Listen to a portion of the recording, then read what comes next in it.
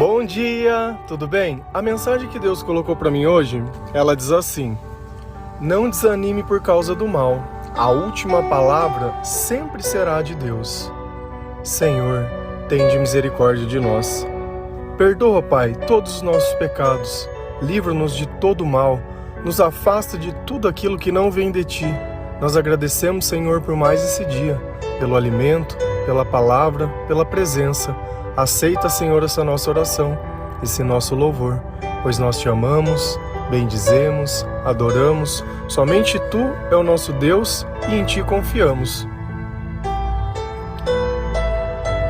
Às vezes é inevitável nós compararmos a nossa vida com a vida de outras pessoas. E moralmente falando, às vezes é fácil identificar pessoas que não fazem as coisas da forma correta, que prejudicam a vida de outras pessoas, que falam mal dos outros, que vivem de forma desonesta. Pessoas que muitas vezes vivem só arrumando encrenque, rolo e se metendo na vida de outras pessoas. E às vezes a gente olha a vida dessas pessoas e, apesar de tudo isso, aparentemente, financeiramente, de alguma forma, essas pessoas prosperam. E nós que muitas vezes fazemos tudo certo ou fazemos o possível para isso, as coisas simplesmente elas acabam não dando certo ou não indo bem. Mas a questão toda é qual tipo de relacionamento que nós temos com Deus. Porque às vezes nós cumprimos aquilo que Deus quer, mas não com alegria, mas com pesar, como se nós estivéssemos perdendo alguma coisa ao invés de estar ganhando. Deus, muitas vezes ele nos prepara. Se eu te falasse, olha, nós vamos ter uma prova ou nós vamos participar de uma batalha daqui 30 dias. Durante 30 dias, o que você iria fazer? Você não iria se preparar, você não iria treinar, você não iria se dedicar para que no dia da batalha você pudesse enfrentá-la da melhor forma possível? Alegrar ao Senhor com isso? Só que quando nós não sabemos quando é a batalha, e às vezes ela chega, nós percebemos que nós não nos preparamos, apesar de todo o tempo que nós tivemos.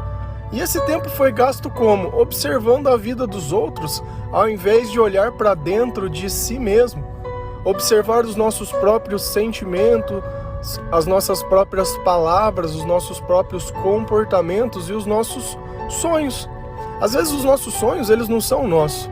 Nós sempre estamos querendo provar alguma coisa para alguém, como se provar alguma coisa para alguém pudesse mudar alguma coisa. Eu não sei porque em dado momento nós escolhemos certas pessoas e elas tornam âncoras na nossa vida, que acabam nos segurando. Ah, não, porque eu tenho que provar para fulano que isso é assim. Não, porque na minha infância foi de um jeito, eu preciso fazer de outro. E a gente cria isso como se fosse um marco temporal. E cada vez que você não atinge isso, se sente um fracassado, ou se sente desanimado, sente que tudo dá certo. Você viu como é uma questão de perspectiva, certo ou errado? Tem pessoas que aproveitam as oportunidades que têm e tá tudo bem. Tem pessoas que ficam insistindo sempre nas mesmas oportunidades e não se preparam para a guerra. Se a gente vai lá em Romanos 12, versículo 17 e 21, a palavra do Senhor ela diz assim: não retribuam a ninguém mal por mal. Procurem fazer o que é correto aos olhos de todos. Não se deixem vencer pelo mal, mas vençam o mal pelo bem. Deus ele deixa muito bem claro que nem no meio dessas pessoas nós devemos estar. Também deixa muito bem claro que se alguém fizer mal pra gente, nós não vamos fazer o mesmo para essa pessoa. Por quê? Porque a nossa natureza é espiritual, diferente da natureza carnal dela. Na carne nós somos assim. E não é uma questão de educação, de família, de caráter, nem de nada. Esse é o ser humano carnal. É como se você colocasse uma pessoa na frente de um leão que tem fome e quisesse que ele não comesse. Ele vai comer. É da natureza dele fazer isso. Então, quando a nossa natureza se torna mais divina e menos carnal, e às vezes eu falo carnal, dá uma impressão de sexo, mas não tem a ver. A carne, ela somos nós. A carne é nós tomando as decisões, é nós fazendo as escolhas, é a nossa vida do jeito que ela é, do jeito que a gente sempre aprendeu, né? São os nossos sonhos. as nossas frustrações, as nossas tristezas. E é pela carne que nós ficamos doentes. Todas as vezes que nós somos contrariados, todas as vezes que nós não temos sabedoria para entender o que está acontecendo. Então talvez o momento de agora que você acha que o outro está ganhando é o momento que Deus está nos preparando. E uma coisa é fato e certo: a vitória sempre está do lado de Deus. Se você não está do lado da vitória é porque você não está do lado certo. Será que você não é a pessoa que está fazendo mal para outras pessoas? Então às vezes é melhor eu ficar com o prejuízo, é melhor eu ficar, entre aspas, magoado, chateado, né? Olha, por que me xingou? Não merecia. Ótimo, excelente. Só que você não precisa ouvir isso de novo, é só você não estar perto. É simples. E não vai ser porque alguém te xingou, você xingando mais forte ou mais alto, que vai mudar alguma coisa. Não vai ser a violência, você mostrar que é o machão, o fortão, né? Aquele que sempre tem uma opinião, mas não agrega em nada. No final das contas, o que muda? Não muda nada. Tá ali criando e vivendo dentro da sua própria bolha, como se fosse o maioral. Mas quando deita à noite, tá ali se sentindo sozinho. Não tem um amigo para poder desabafar, porque sente que não pode confiar em ninguém, sabe por quê? Porque quando o nosso coração está contaminado, a gente acredita que o de todo mundo também está.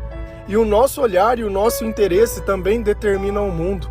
Então se eu não faria algo por alguém, por que eu acharia que alguém faria isso por mim? E esse é o reflexo. E aqui Deus ele deixa muito bem claro uma coisa: como que eu venço o mal? É através do bem, é através de Deus. E ontem nós falamos, tudo de bom que nós fazemos ou tudo de bom que nós temos é graças a Deus. E às vezes você está ali envolvido numa vida onde o mal está dando as cartas e você está jogando as cartas que ele dá. Então abrir mão de certas coisas, você não está abrindo mão de nada. Porque entre abrir mão de estar com o diabo e abrir mão de estar com Deus, qual você prefere? Então, às vezes é melhor deixar o outro com a amargura dele, com o Deus que ele serve, porque cada um dá aquilo que tem dentro do seu coração, e isso é muito fato. Se a gente vai lá em 1 Tessalonicenses 5, versículo 22, a palavra diz: afastem-se de toda forma de mal. Tá, e como eu sei o que é o mal? Olha o segredo agora, hein? Quando eu faço algo que eu me sinto mal, aquilo é o mal. Olha, que revelação bombástica, hein? Misericórdia. Agora vamos pensar. Se eu tô num lugar que o ar-condicionado tá muito gelado, eu sinto frio. Se eu tô num lugar que tá muito quente, eu sinto calor.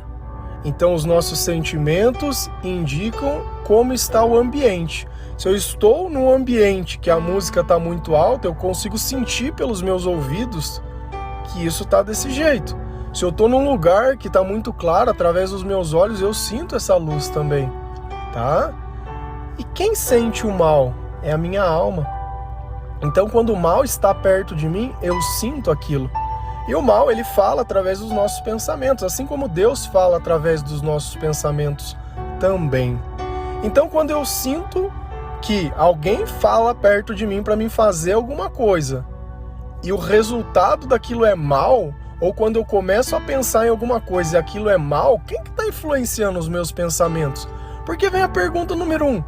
Quem que em sã consciência iria escolher pensar algo que se sinta mal? Então nós não temos o controle sobre os nossos pensamentos. Eles não são nossos, você é a pessoa que escuta.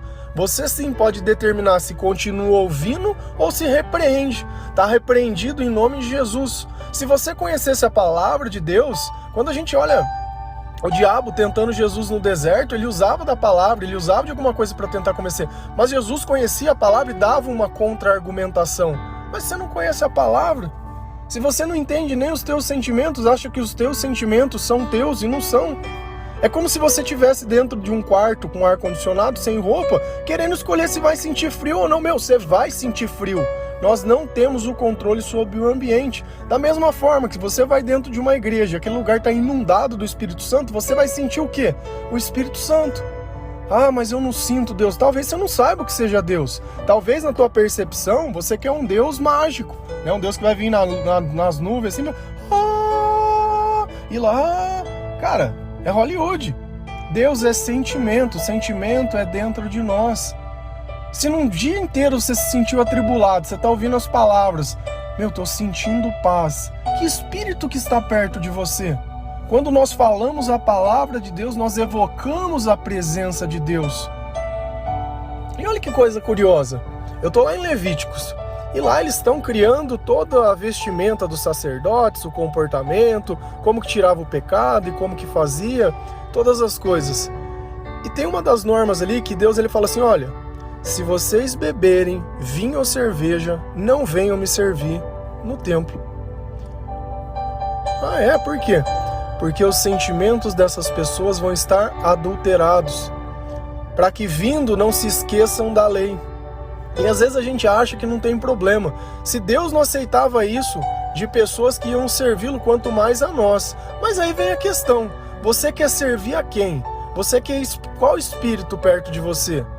Você acha que ele vai ficar ali olhando, esperando você passar a tua bebedeira e a tua loucura? Ou quando você deposita a tua felicidade? Ah, eu preciso sentir. É claro, presta atenção, o mal está perto de você. Beleza, você vai sentir mal. Legal. Como que eu adultero meu sentimento? Bebida. Aí eu me sinto bem. Bem não. Você distorce o teu sentimento e não consegue mais compreender o mal que sente. É simples, é adulterado. Ah, mas isso não acho. Passa o efeito, que sentimento que volta? O de mal, e mal a pior. Por quê? Porque você permitiu que o mal tomasse mais controle da tua vida. Quantas vezes você não bebeu e não fez alguma coisa que se arrependeu? Quantas vezes você não bebeu e não falou coisas que não deveria ter dito? E a consequência fica aí. E às vezes a gente acha que é normal, por quê? Porque a gente cresce num mundo que ele está dominado no maligno. Essa sabedoria de Deus só vai ter quem lê a Bíblia. Quem vai na igreja muitas vezes vai aprender sobre o dízimo, sobre oferta, sobre a prosperidade, né? Vai aprender sobre quaresma, vai falar um pouquinho de Jesus e vai ficar naquele batidão ali, tá? E essa parte espiritual? Não vai ter. Sabe por quê? Porque não dá dinheiro, não é interessante. Até mesmo quando Jesus falava com os discípulos, olha, eu vou, mas vai vir o Consolador, eles não entendiam. Se a gente olha lá em Pentecostes, quando veio o Espírito Santo pela primeira vez, todo mundo estava falando em línguas estranhas, dava aquela maluquice lá e todo mundo se entendia. Nossa, tudo. Eles também nunca tinham visto. Sabe? Então, quando às vezes as pessoas falam em línguas estranhas, tá? Deus, ele fala assim, olha, se for para falar em língua estranha para ninguém traduzir, é melhor que nem fala. E a gente vê muitas vezes no púlpito, acha bonito. E não é, eu não estou fazendo desrespeito a Deus. Mas Deus disse, olha, se não for para traduzir, não usa. Isso daqui não é para enfeitar o culto. Não é para enfeitar o culto.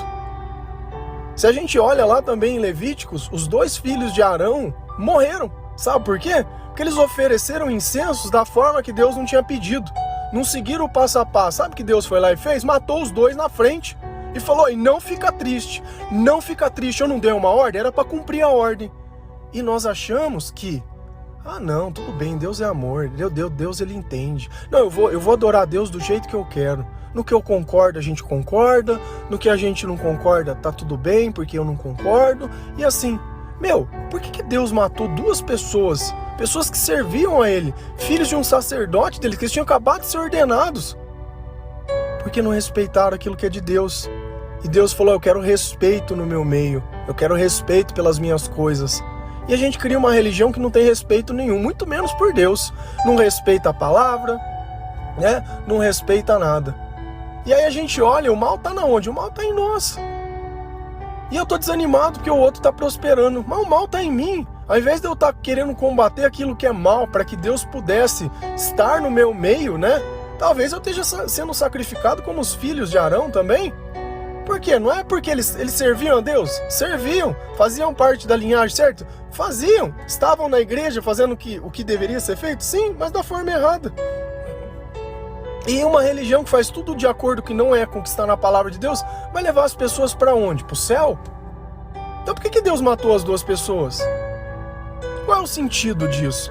Então se eu sei que algo faz mal, que os meus sentimentos não apontam, eu não devo fazer. E eu tenho que buscar a minha conversão e a minha remissão.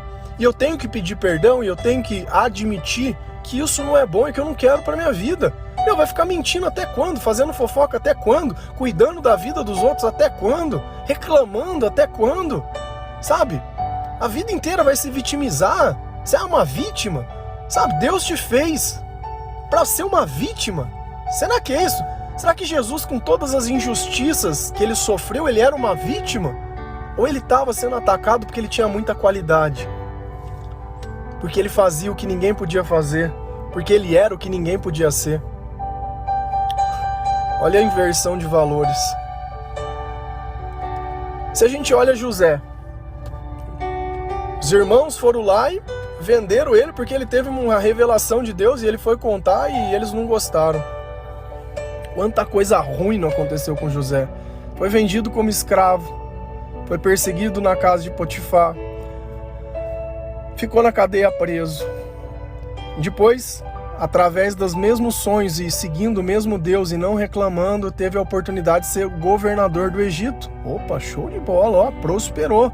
E eis que então aparecem os irmãos dele que tinha vendido ele como escravo. Era a oportunidade perfeita para castigar todo mundo. Vou tocar o terror agora, eu tenho o poder na minha mão, vão pagar pelo que eles fizeram. Isso seria o que qualquer pessoa normal faria. Normal, vou me vingar agora, é a hora da minha vingança. Aí José teve um start. José teve uma revelação de Deus. E Deus explicou para ele por que ele passou por tudo aquilo. Gênesis 50, versículo 20. Vocês planejaram o mal contra mim, mas Deus o tornou em bem, para que hoje fosse preservada a vida de muitos. Aquele mal lá de trás que todo mundo praticou contra ele, Deus transformou em bem, para que dentro do propósito dele a vida de muitos pudessem ser preservadas.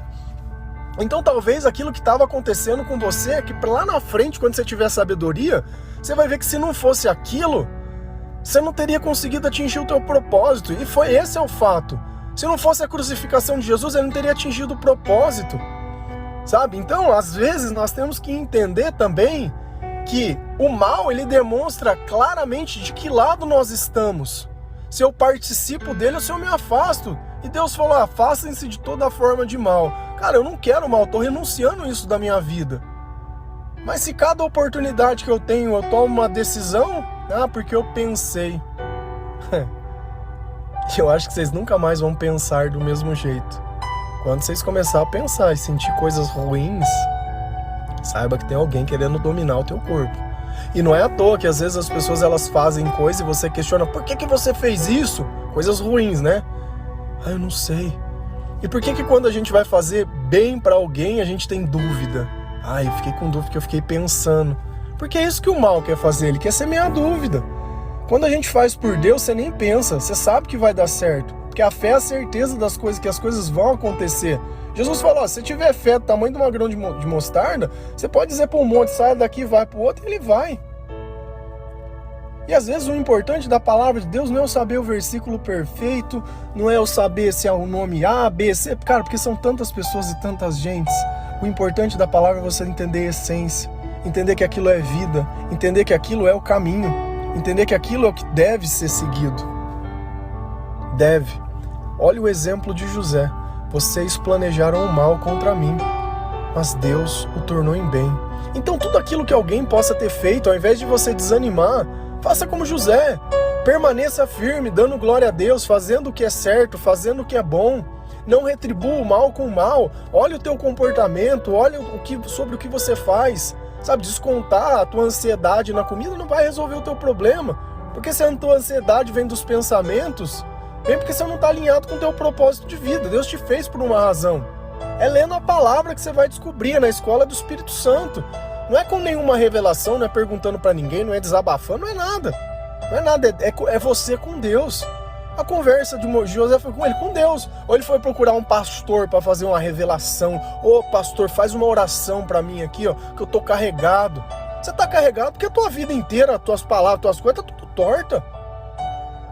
Cara, faz o certo pra você ver se não dá certo do jeito certo. Não tem, você sabe o que é certo e sabe o que é errado. Agora vai se fazer de vítima? Eu não sei. Mas é cômodo eu falar pro outro que eu não sei porque que as coisas acontecem. Cômodo. Não é, só um refém. Amém? Lembra sempre. Não desanima. Como Jesus dizia, tem de bom ânimo, pois eu venci o mundo. Não vai ser o mal que vai nos desanimar, não. Não vai ser a circunstância, não vai ser nada. Porque nós sabemos que no fim a última palavra, a última resposta, né, e aquele que nos capacita é o Senhor. Então que Deus possa abençoar o nosso coração e as nossas palavras, que o Senhor possa tirar toda mentira, toda falsidade, todo pensamento ruim do meio de nós, que nós possamos identificar dentre as pessoas que nós convivemos, aqueles que não estão ali pensando no nosso bem, mas justamente o contrário, nos levando para um caminho de perdição e de desgraça, que nós devamos abandonar esses caminhos, e ainda que sozinhos, pois é melhor sozinho no céu que cheio de amigo no meio do inferno. Não adianta a gente querer militar a nossa vida da forma errada. Não é fazendo o que a gente fazia antes que nós vamos ter uma nova vida, porque o Senhor nos prometeu, seremos novas criaturas. E estamos prontos, aguardando a vinda do Senhor. Amém? Que Deus abençoe cada um de vocês. Um bom dia.